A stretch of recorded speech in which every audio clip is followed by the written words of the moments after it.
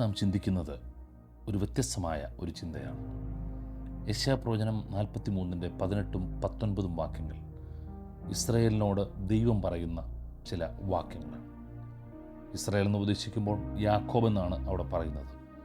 അതിന് 18-ാം വാക്യം പറയുന്നു, മുമ്പുള്ളവയെ നിങ്ങൾ ഓർക്കേണ്ട, പണ്ടുള്ളവയെ നിരൂപിക്കുകയും വേണ്ട. 19-ാം വാക്യം, ഇതാ ഞാൻ പുതിയത് ഒന്ന് ചെയ്യുന്നു, അതിപ്പോൾ ഉത്ഭവിക്കും, നിങ്ങളത് അറിയുന്നില്ലയോ? അതെ, ഞാൻ മരുഭൂമിയിൽ ഒരു വഴിയും നിർജ്ജന പ്രദേശത്ത് നദികളും ഉണ്ടാക്കും. യെശയ്യാപ്രവചനം 43:18-19 വാക്യങ്ങളാണ്. അവിടെ എടുത്തു പറയുന്നൊരു കാര്യമുണ്ട്, മുമ്പുള്ളവയെ നിങ്ങൾ ഓർക്കേണ്ട, പണ്ടുള്ളവയെ നിരൂപിക്കുകയും വേണ്ട. മാനുഷികമായി നമ്മുടെ എല്ലാം ജീവിതത്തിൽ ഒരു വലിയ പ്രശ്നം പഴയ കാര്യങ്ങൾ നമ്മുടെ ഓർമ്മയിൽ ഒത്തിരി കിടക്കുന്നു എന്നുള്ളതാണ്. പഴയ കാലങ്ങളിലെ പരാജയം, തിന്മ, നേരിട്ട തെറ്റിദ്ധാരണകൾ, നമ്മളെ പരിഹസിച്ച അനുഭവങ്ങൾ, മറ്റുള്ളവർ നമുക്കെതിരെ പറഞ്ഞ കാര്യങ്ങൾ, ഇങ്ങനെ ഒത്തിരി കാര്യങ്ങൾ നമ്മുടെ ഉള്ളിലേക്ക് കടന്നു വരും. ഇവിടെ 2 വാക്കുകൾ പറയുന്നുണ്ട്, മുമ്പുള്ളവ, പണ്ടുള്ളവ. ഇത് രണ്ടിനെ നമ്മൾ മറന്നു കളയണം. ഒത്തിരി പഴയ ചില കാര്യങ്ങൾ നമ്മുടെ ഹൃദയത്തിൻ്റെ അടിത്തട്ടിൽ എവിടെയോ കിടപ്പുണ്ട്, വേദനിപ്പിക്കുന്ന ഓർമ്മകൾ. മറ്റു ചിലരെ സംബന്ധിച്ച് സന്തോഷത്തിൻ്റെ ഓർമ്മകളാണ്. അത് തോളിലേറ്റി നടക്കുന്ന ആളുകളുമുണ്ട്. ഇത് രണ്ടും പ്രശ്നമാണ്.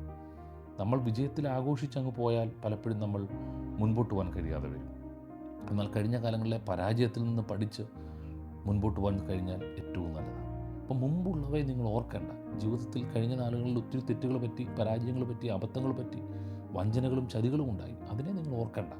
നിങ്ങൾ അതേ ഓർത്തുകൊണ്ടിരുന്നാൽ മറ്റുള്ളവരുടെ വിദ്വേഷവും കയ്പും ഒക്കെ വർദ്ധിക്കും. ചില കാര്യങ്ങളൊക്കെ വിട്ട് കളഞ്ഞേര്, ചിലതൊക്കെ എഴുതി തള്ളിയേര്, ചിലതൊക്കെ നഷ്ടമായെന്ന് നിങ്ങൾ ഉറച്ചു വിശ്വസിക്കുക. എന്നിട്ട് പണ്ടുള്ളവയെ നിരൂപിക്കുകയും വേണ്ട. എന്തിനാണെന്നറിയാമോ ഇത് മറന്നു കളയാൻ പറയുന്നത്? നിങ്ങൾ ഓർക്കും, എന്തിനാ ദൈവം അങ്ങനെ പറയുന്നത്? അടുത്ത വാക്യത്തിലാണ് പറഞ്ഞത്, ഇതാ ഞാൻ പുതിയതൊന്ന് ചെയ്യുന്നു, അതിപ്പോൾ ഉത്ഭവിക്കും. നിങ്ങളിത് മറക്കാനും പണ്ടുള്ളവയെ തള്ളിക്കളയാനും കഴിഞ്ഞാൽ ദൈവം പുതിയതൊന്നും നിങ്ങളുടെ ജീവിതത്തിൽ ചെയ്യും. എപ്പോൾ ചെയ്യും? ഇപ്പോൾ തന്നെ ആരംഭിക്കും. അപ്പം നമുക്ക് ആരോടെങ്കിലും ക്ഷമിക്കാൻ കഴിയാത്ത തെറ്റുകൾ ചെയ്തവർ കാണുമായിരിക്കും. അവരോടൊക്കെ വിദ്വേഷവും കയ്പും ഒക്കെ നമ്മുടെ ഉള്ളിലുണ്ട്. ചിലരോടൊക്കെ ക്ഷമ പറയാൻ, ചില കാര്യങ്ങൾ റിക്കൺസിൽ ചെയ്യാൻ, ചില കാര്യങ്ങൾ ഒരു പുതിയ തീരുമാനമെടുക്കാനൊക്കെ കഴിഞ്ഞാൽ നമുക്ക് മുൻപോട്ട് യാത്ര ചെയ്യാൻ കഴിയും. അതെ, God is going to do something new. ഈ പുതിയ വർഷത്തിലേക്ക് വരുമ്പോൾ ദൈവം പുതിയതൊന്ന് ചെയ്യുക. നിങ്ങളുടെ ജീവിതത്തിൽ പുതിയതൊന്ന് ചെയ്യാൻ പോവുക, പുതിയ പാട്ട് തരാൻ പോവുക, കല്ലായുള്ള ഹൃദയത്തെ മാറ്റി പുതിയ ഹൃദയം തരാൻ പോവുക. നിങ്ങൾക്ക് പുതിയ പുതിയ വഴികൾ ദൈവം തുറക്കാൻ പോവുക. അതെ, is going to do something new. പുതിയത് അവൻ ചെയ്യാൻ പോവുക. എപ്പോഴും പുതിയതാണ്. രാവിലെ തോറും അവൻ്റെ ദയ പുതിയതാണെന്നാണ് പറയുന്നത്. അപ്പം പുതിയത് ചെയ്യാൻ ദൈവത്തിന് ആഗ്രഹമുണ്ട്. എങ്ങനെയാണ്? പഴയത് നമ്മൾ മറക്കുമ്പോൾ, പഴയത് നമ്മൾ തള്ളിക്കളയുമ്പോൾ ദൈവം പുതിയത് നമ്മുടെ ജീവിതത്തിൽ ചെയ്യും. ഇപ്പോൾ അത് ആരംഭിക്കും. നിങ്ങൾ അങ്ങനെ തീരുമാനമെടുക്കുന്നെങ്കിൽ ചില സ്വഭാവങ്ങൾ, പഴയ ചില സ്വഭാവങ്ങൾ, നിങ്ങളെ പിടിച്ചു മുറുക്കിയിരിക്കുന്ന ചില ഹാബിറ്റ്സ്, ഇതിനൊക്കെ ഒന്ന് വിട്ട് കളഞ്ഞാൽ ദൈവം പുതിയതൊന്ന് ചെയ്യും. ഒരു പുതിയ തീരുമാനമെടുത്ത് പറയണം, ഞാനൊന്ന് പുതിയതായിട്ട് ആരംഭിക്കാൻ പോവുകയാണ്, പഴയതിനേക്കാൾ തള്ളിക്കളയാൻ പോവുകയാണ്. മരുഭൂമിയിൽ ഒരു വഴിയും നിർജ്ജന പ്രദേശത്ത് നദികളും ഉണ്ടാകും. വെള്ളമില്ലാത്ത ഒരു പ്രതീക്ഷയുമില്ലെന്ന് പറയുന്ന സ്ഥലത്ത് ദൈവം അത്ഭുതം പ്രവർത്തിക്കും. മരുഭൂമിയിൽ വഴിയുണ്ടാക്കും. അതെ, മരുഭൂമിയിൽ ഇസ്രായേൽ മക്കൾക്ക് വേണ്ടി വഴിയൊരുക്കും ദൈവം, നമുക്ക് വേണ്ടി വഴിയൊരുക്കും.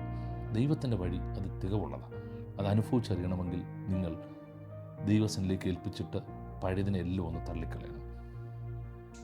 ഇവിടെ പറയുക, മരുഭൂമിയിൽ ഒരു വഴിയും നിർജ്ജന പ്രദേശത്ത് നദികളും ഉണ്ടാകും. എന്തിനാണെന്നറിയാമോ? നമുക്ക് ധാരാളം കുടിക്കാൻ വേണ്ടി, നമുക്ക് തൃപ്തി വരുത്താൻ വേണ്ടി. അതെ, നിങ്ങൾ ദൈവത്തോട് ചേർന്ന് യാത്ര ചെയ്യുമ്പോൾ, പുതിയ തീരുമാനമെടുക്കുമ്പോൾ ദൈവം നിങ്ങളുടെ ജീവിതത്തെ ഒന്നുകൂടെ പണിയുകയാണ്. നിങ്ങളുടെ ജീവിതത്തിൽ നിങ്ങളുടെ പ്രതിസന്ധികളെ മാറ്റാൻ അവന് കഴിയും. അവൻ പുതിയതൊന്ന് ചെയ്യും. അസാധ്യമെന്ന് പറയുന്നിടത്ത് അസാധ്യങ്ങളെ അവൻ സാധ്യമാക്കി തരും. അതുകൊണ്ട് തന്നെ നിങ്ങൾ ദൈവസന്നിധി പറയണം, അതെ, ഞാൻ വിശ്വസിക്കുന്നു, ദൈവം പുതിയതൊന്ന് ചെയ്യും. ചിലതെല്ലാം പരാജയപ്പെട്ടു, കുടുംബജീവിതം പരാജയപ്പെട്ടു പോയി, പുതിയതൊന്ന് കർത്താവ് ചെയ്യും. സാമ്പത്തിക മേഖലയും ബിസിനസ്സും തകർന്നു, പുതിയത് ചെയ്യും. അത് ഒരു പ്രതീക്ഷയുമില്ലെന്ന് പറയുന്ന മരുഭൂമിയാണെന്ന് പറയുക, നിർജ്ജന പ്രദേശമാണെന്ന് പറയുക, അവിടെയും ദൈവത്തിൻ്റെ പ്രവൃത്തി ഇറങ്ങി വരും. നിങ്ങൾക്ക് വേണ്ടി ദൈവകരം ഇറങ്ങി വരുന്നൊരു ദിവസമാണ്. അതുകൊണ്ട് തന്നെ കർത്താവിൻ്റെ സന്നിധി പറയണം, ദൈവമേ, നീ എനിക്ക് വേണ്ടി ഇത് ചെയ്യണം. പുതിയതൊന്ന് ദൈവം നിങ്ങളുടെ ജീവിതത്തിൽ ചെയ്യാൻ ആഗ്രഹിക്കുന്നത് കൊണ്ട് നിങ്ങൾ തന്നെ പറയണം, കർത്താവ് അത് ചെയ്യണമേ, എനിക്കത് അനുഭവിക്കണം. God will do it. നിങ്ങൾക്ക് വേണ്ടി കർത്താവ് അത് ചെയ്യും. സ്നേഹിതരെ, കർത്താവ് അത് ചെയ്യും. ഞാൻ അനുഭവിച്ചിട്ടുണ്ട്, കർത്താവ് എനിക്ക് വേണ്ടി ചെയ്തിട്ടുണ്ട്. നിങ്ങൾക്ക് വേണ്ടിയും കർത്താവ് അത് ചെയ്യുമെന്ന് ഉറച്ചു വിശ്വസിക്കുക. മുൻപുള്ളവയെ ഓർക്കേണ്ട, പണ്ടുള്ളവയെ നിരൂപിക്കേണ്ട. കർത്താവ് നിങ്ങൾക്ക് വേണ്ടി പുതിയതൊന്ന് ചെയ്യുന്നു. അത് ഏറ്റെടുക്കാം, അത് അനുഭവിക്കാം. God bless you.